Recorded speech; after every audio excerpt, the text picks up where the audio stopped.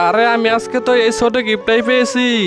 আরে এখানে তো একটা মুকুট দেওয়া রয়েছে, কিন্তু এই বালতিটা তো অনেক ভারী মনে হচ্ছে আমার কাছে।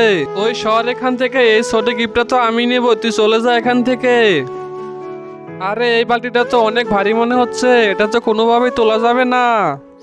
তখন যদি আমি এই ছোট ডাব্বাটা না নিতাম তাহলে আমি এত টাকা পাইতাম না। আরে বালতিটা কত পাতলা, এই দেখো উঠে গেল, আর কতগুলো টাকা আমি নিয়ে নিলাম। এখন তো আমি এই ছোট ডাব্বাটা তুললে ঘড়িটা নিয়ে নিব। উই, ইয়ে, দেখো বন্ধুরা, আমি তুলে নিয়ে নিলাম। আমি তো যে করে হোক পাতলা বালতিটা তুলে আমি চুরিটা নিয়ে নিব, কিন্তু তোর এই ভারী বালতিটা তুই কিভাবে তুলবি? হা হা হা। হে আল্লাহ, তুমি আমাকে সাহায্য করো।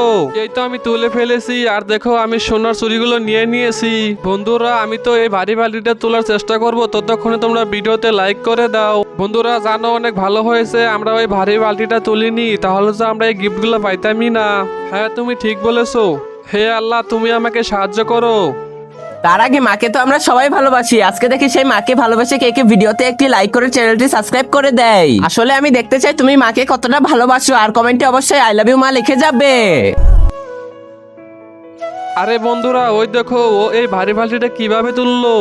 বন্ধুরা, এই বালতি আমি তুলিনি, আমাকে আল্লাহ সাহায্য করেছে।